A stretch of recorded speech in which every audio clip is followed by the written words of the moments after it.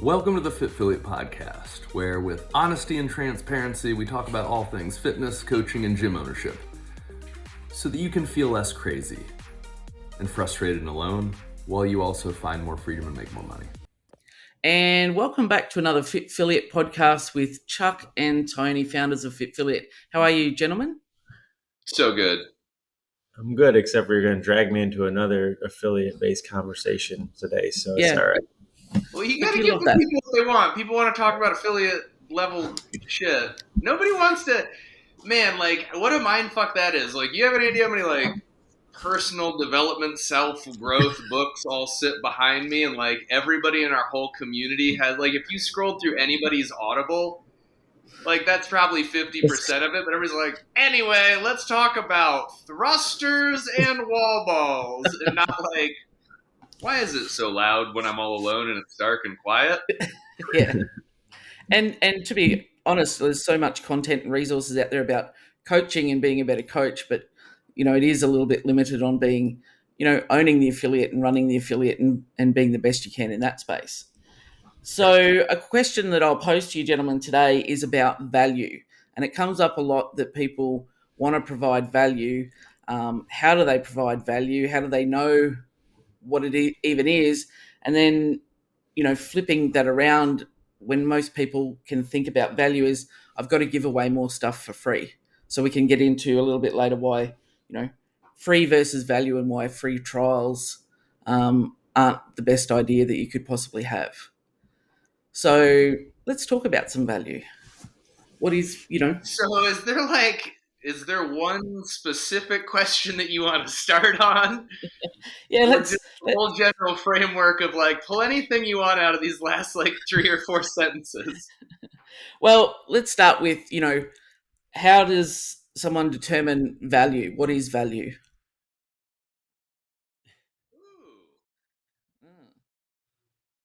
You can never determine value on someone else's behalf, and that is potentially the crux of where it all breaks down, because most people in our space, they know how to value it on their end, but they don't even pause to reflect on what the value is for the person partaking in the thing. They undervalue it themselves. They compare on cost and price. But have they ever stepped away to really ask themselves, what would it be worth for this person to reach that goal? How valuable is it for you to play with your kids pain-free? What price would you put on, like, confident, shirts off sex on a beach vacation with your significant other? Yep. Yeah, it's definitely, when you frame it in that context, you can't put a price on those things.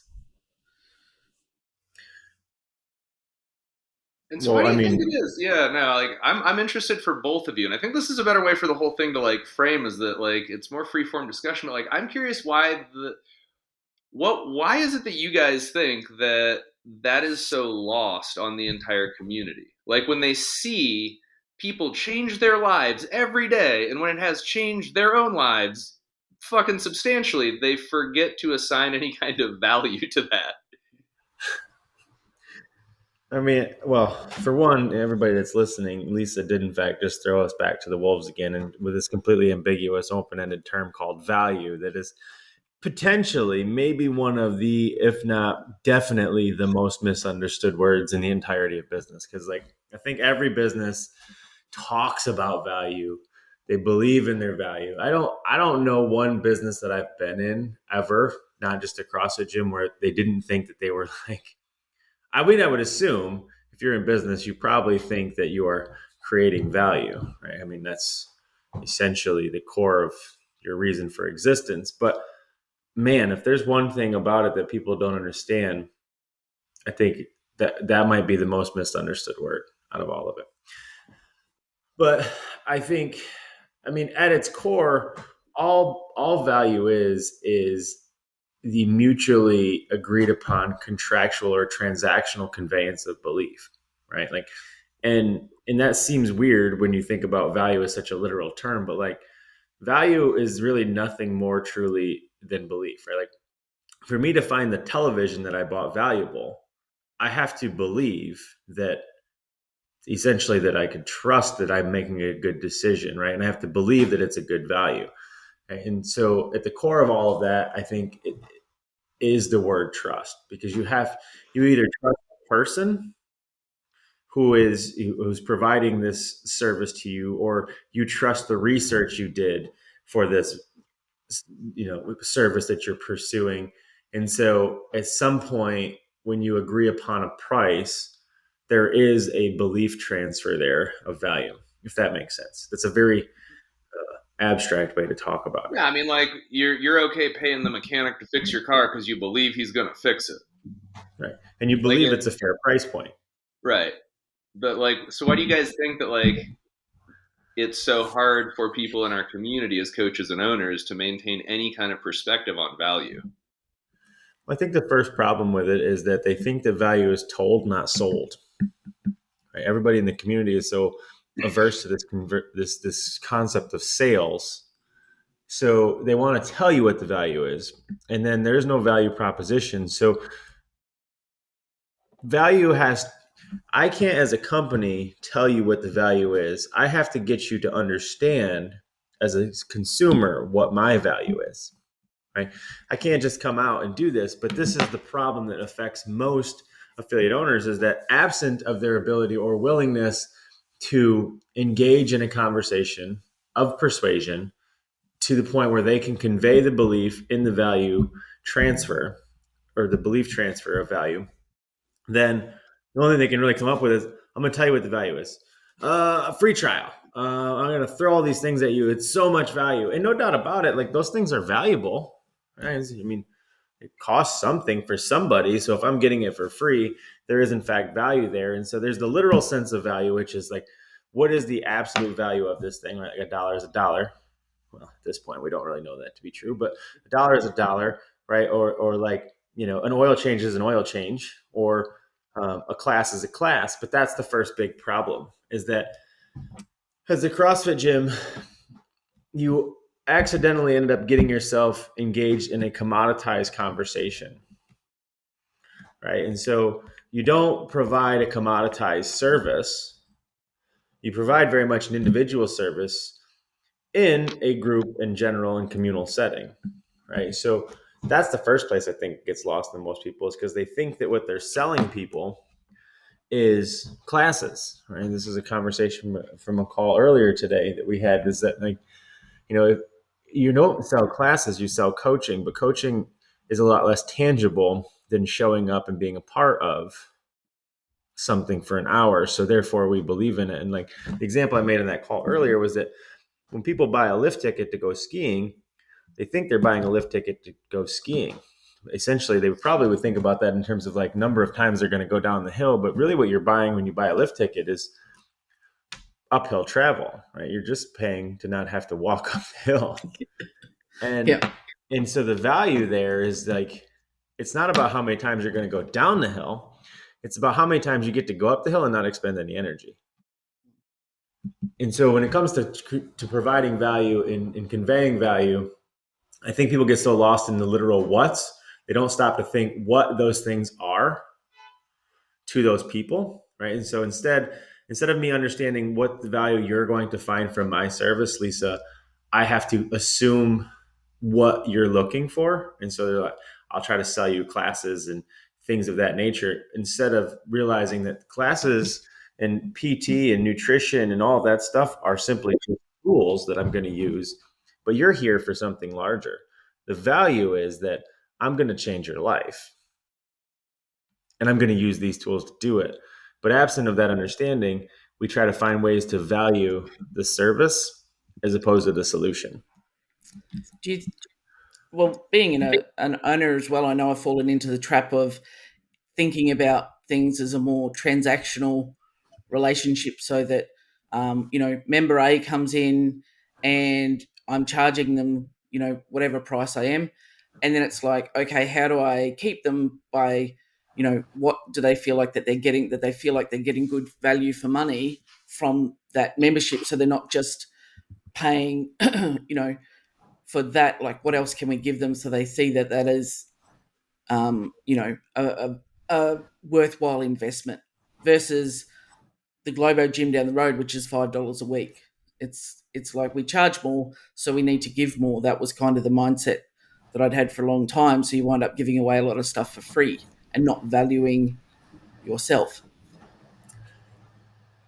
Well, man, I'm trying to not continue these abstract and deep versions of it, but like the first problem with that statement is the word money. Money and value are not inherently like commingled. I mean, sure, absence of anything else, money becomes the thing that we typically use to validate whether something is valuable or not. But like, money is not real, right? Like, I know everybody's like, wait a minute, but like, money is simply just perception, right? Like, your dollar is based on its valuation to some degree in gold, but even that gold valuation is based on perception, interest, and essentially tribal lust for that stuff. I mean, so sure, rarity and exclusion make it a little bit more valuable to most people, but that's typically the case. But the problem with money is that money becomes the confusion for so many people because money only is important in the absence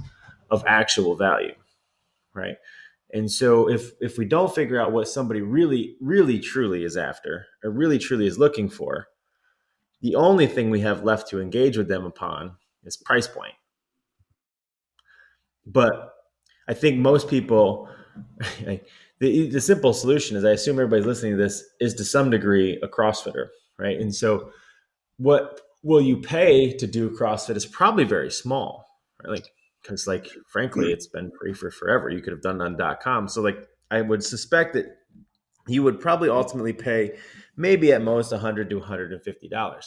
However, if I said, how much would you pay to never lose your fitness and not have to exercise again, that number gets a lot larger.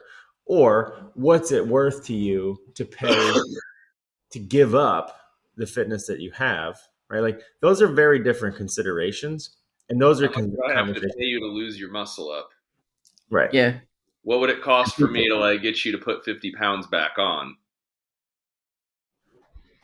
And I would assume everybody would be like, you couldn't pay me anything, right? Like, maybe the 50 pounds because I know how to lose it again. But like if you told me that I could never do CrossFit again, how much do I have to pay you?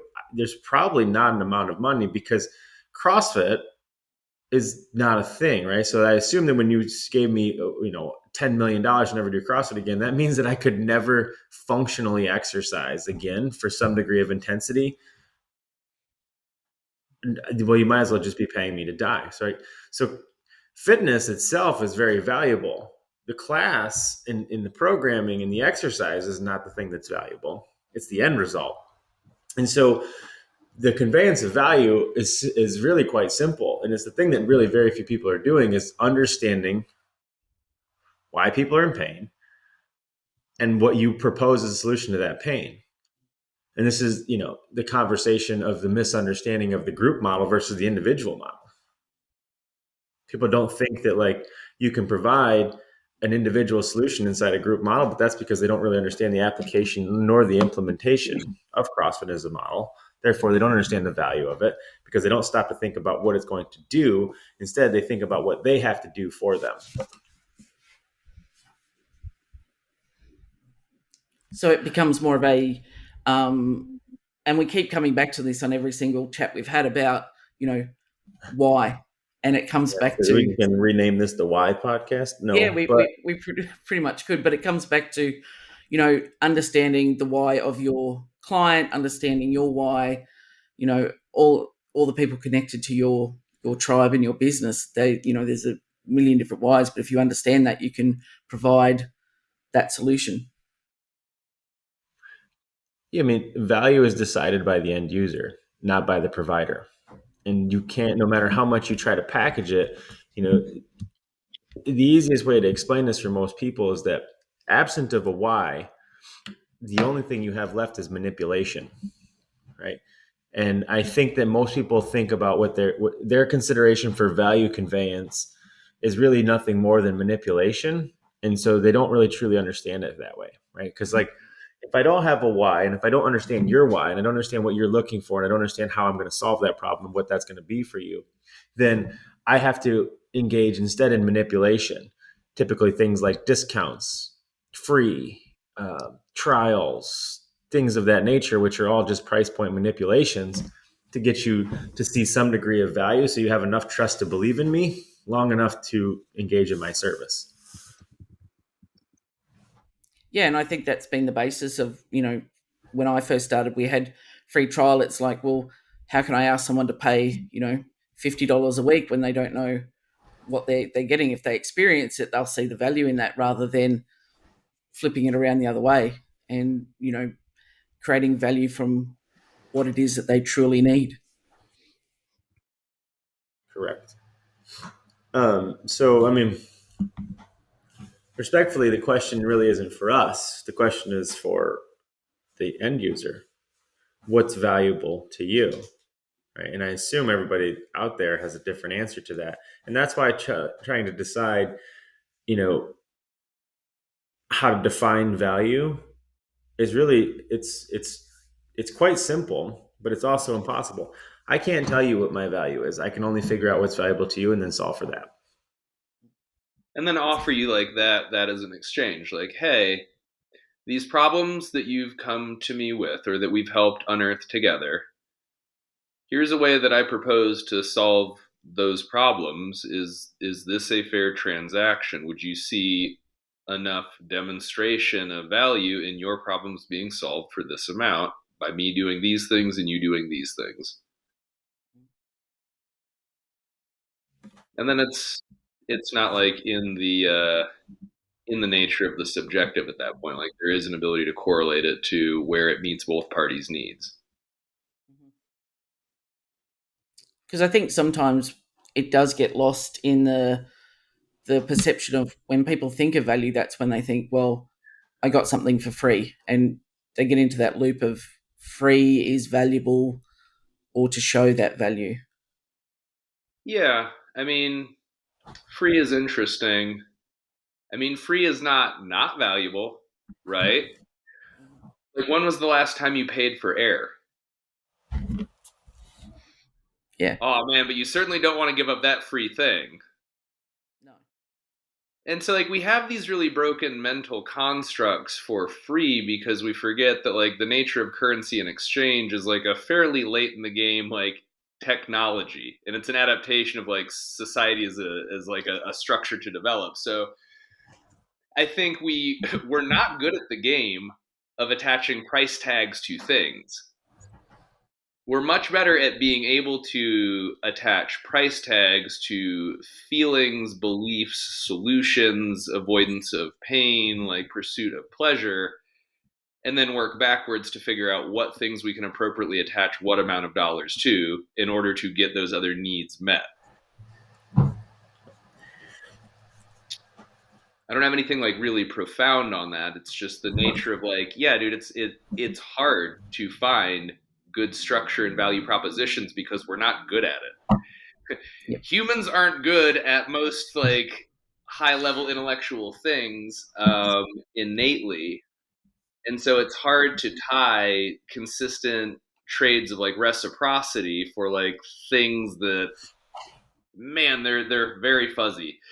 You giving me 2 apples and me giving you 2 oranges, that is not fuzzy at all. That is very binary. Like you get this, you get that. It's for sure a more difficult construct when you're looking at a service that is provided that is also the end user being obligated to hold up their end of things. And I think that's a big missed opportunity for writing the relationship and creating a better understanding of what the business does and how they do it.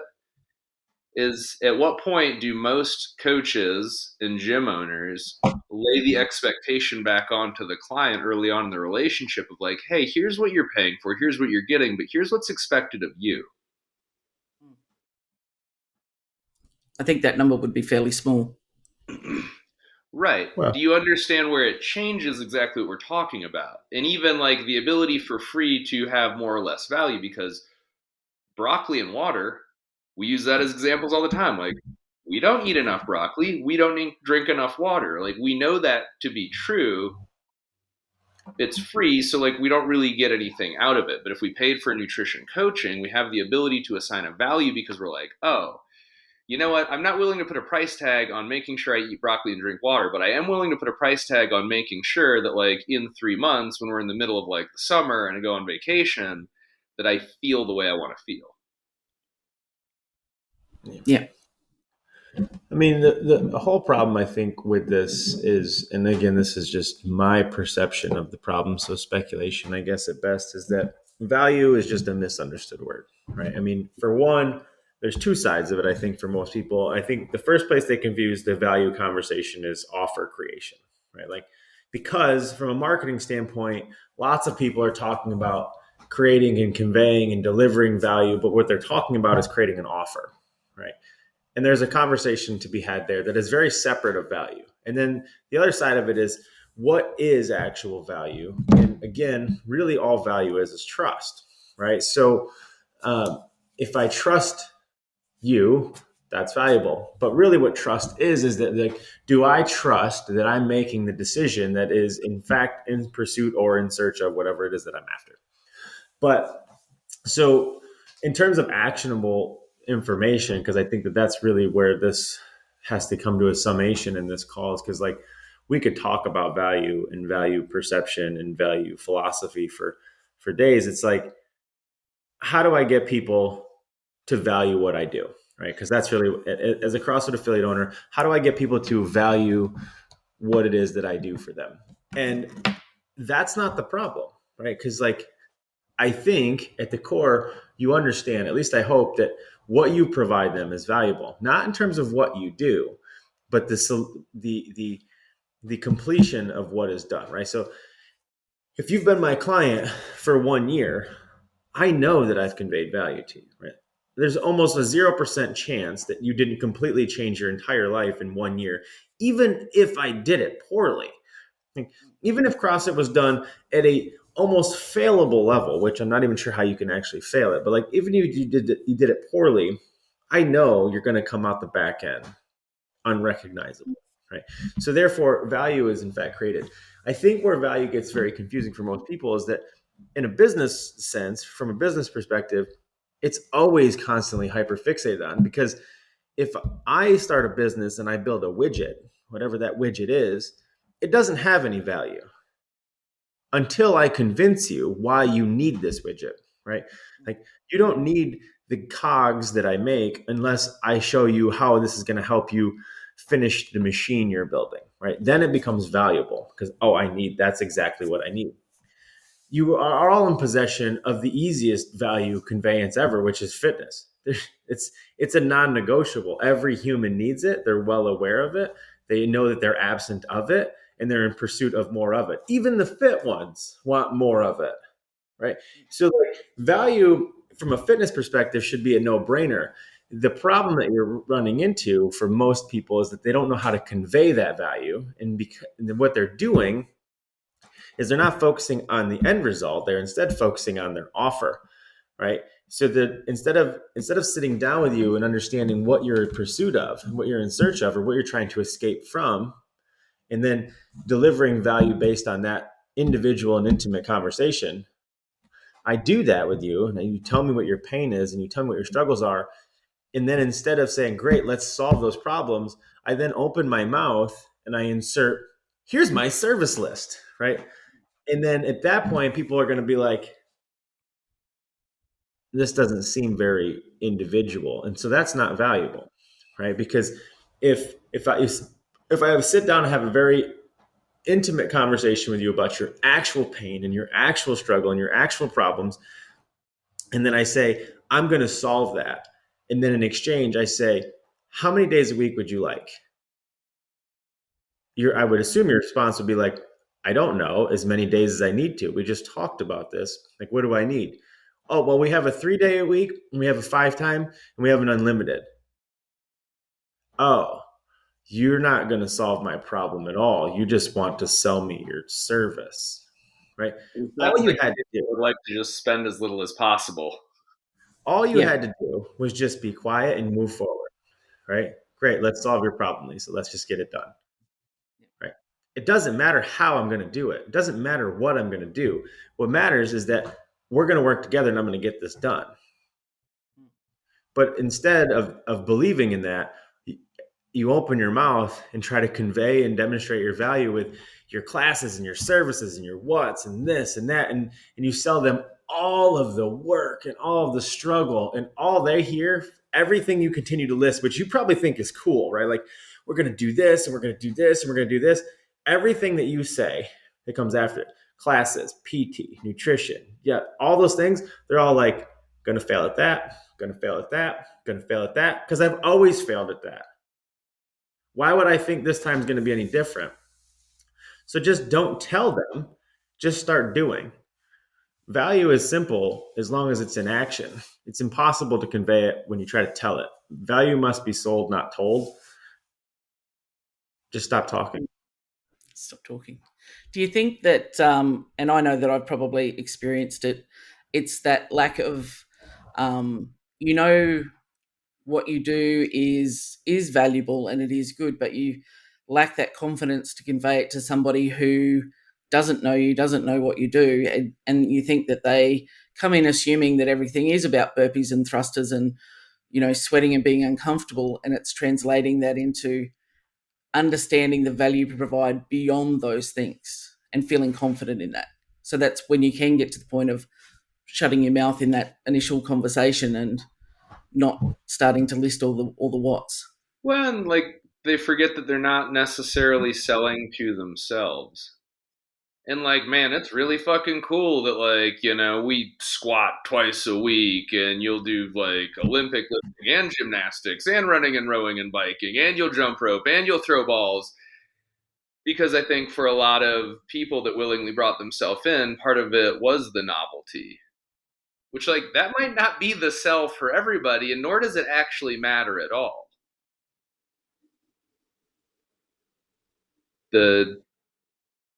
It's a very easy place to operate from, to get distracted by a whole lot of features and lose sight of the benefits. And some of those people will come in and sit down with you and they'll drag you right into that. Right. So if I sat down with you and I tried to be quiet, they're just as distracted as you guys are. Right. So when they sit down, Lisa sits down with me and I'm like, great, let's get to work. Let's solve that. There's a really good chance that your next words out of your mouth will be like, how? Right. Because as the person who's come to, it's taken the time, the energy, and the willingness to walk in that gym, obviously there are no shortage of pain that has led them to take action. They probably don't have a long track record of making the best decisions. And so when you're like, great, we're going to solve it, it would be very natural for them to be like, how are you going to do that? You're like, I've failed every time before. But that doesn't say anything about you needing to defend or explain what you're going to do. Instead, it's simply just asking you to have a better conversation about why you think that matters if we're going to solve the problem, right? Because if the solution you're after is in fact the solution you're after, and I'm in possession of that solution, how wouldn't matter. So are you asking me for ways to demonstrate it to you in which you're going to fail? And so if I don't give you any of those reasons, you have way less things to object to. You have way less things to doubt, way less things to lose trust in.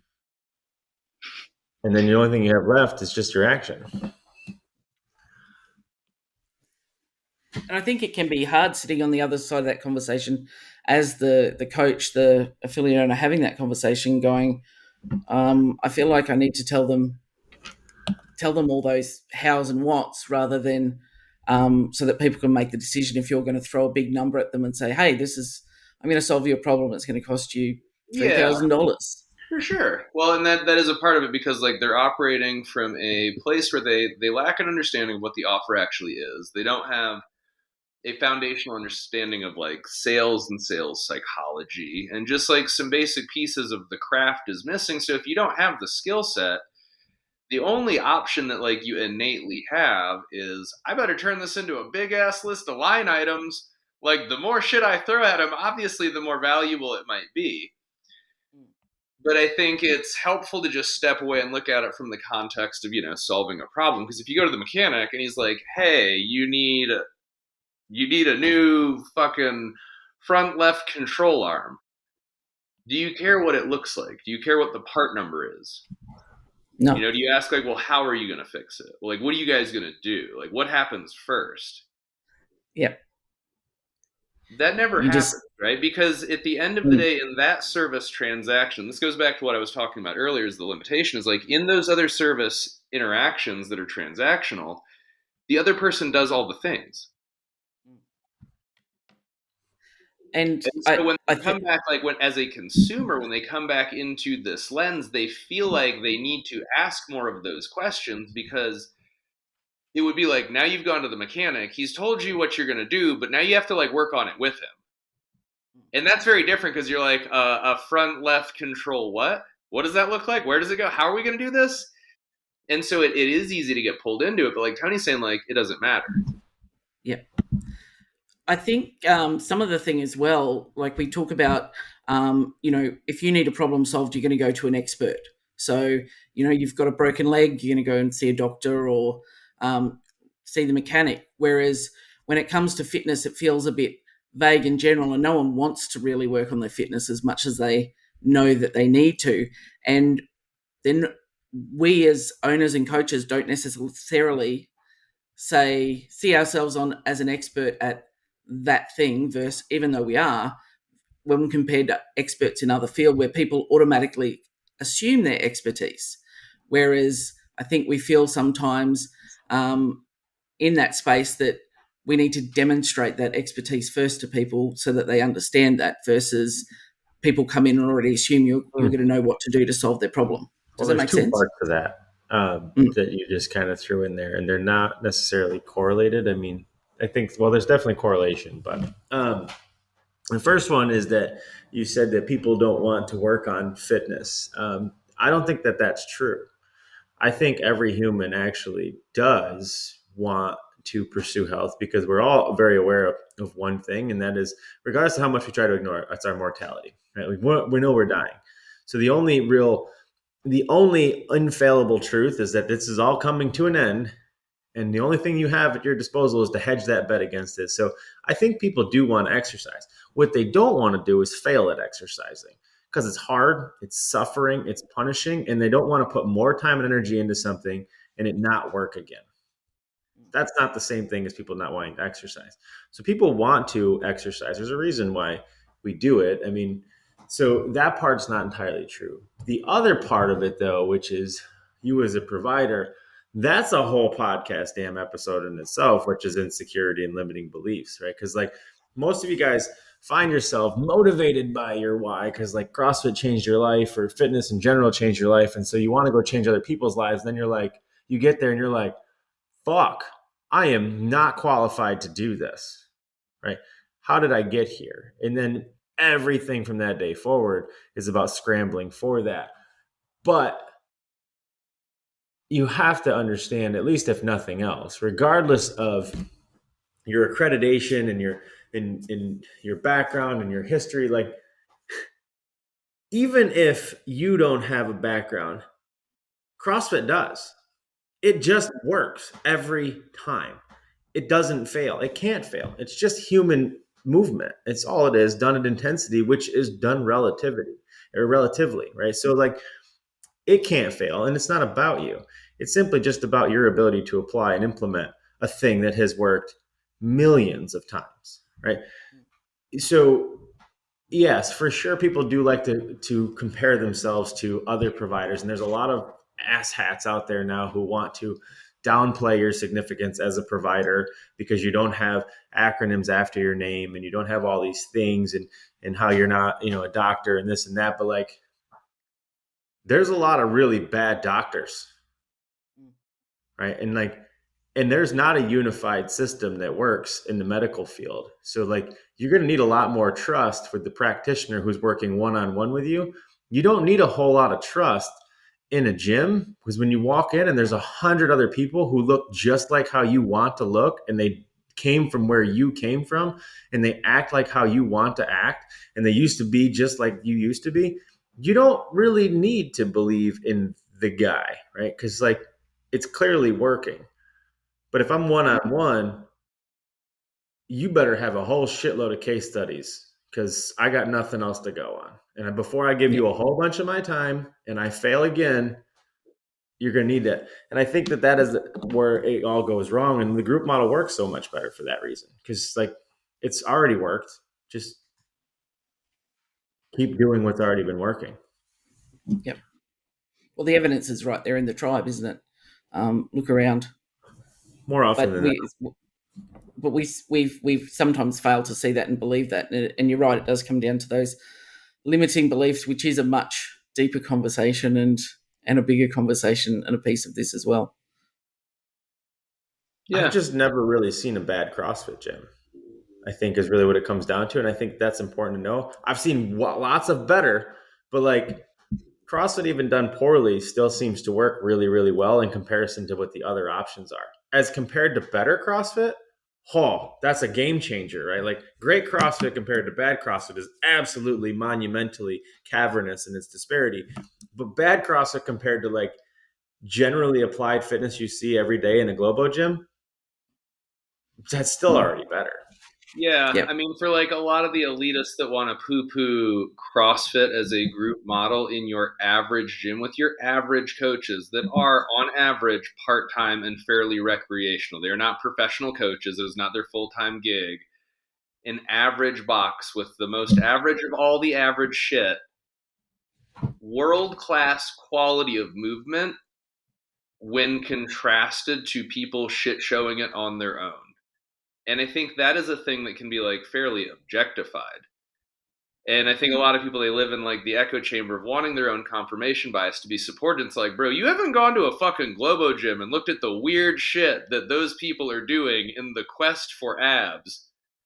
Yeah. Like, holy shit, even done poorly, CrossFit's better than anything that has existed up to this point in human history. And that is also objective.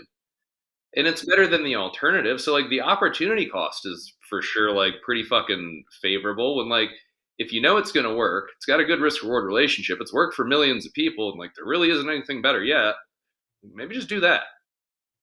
I mean, the model works. It's why everybody's copied it, right? That's why there's a million knockoff CrossFit gyms who now are, community fitness gyms, as whatever that means. But like then there's all the corporate knockoffs, Orange Theory, Barry's Boot Camp, Burn Boot Camp, all those things. Like those all exist on the back of CrossFit, right? Like, I mean, because the group model works. They don't understand functional movement form to high intensity. It has nothing to do with heart rate monitors and jazzercise and all that other stuff. And like they try to replicate and emulate it to the best of their ability. But like even that's still better than what's being done by people who don't know any better, right? Like walk into a Globo gym and like there's not a one size fits all approach to fitness, but there's one thing that we can definitely all agree on, regardless of who you are, if you're willing to agree on it, I suppose, is that the human body is designed to move like the human body.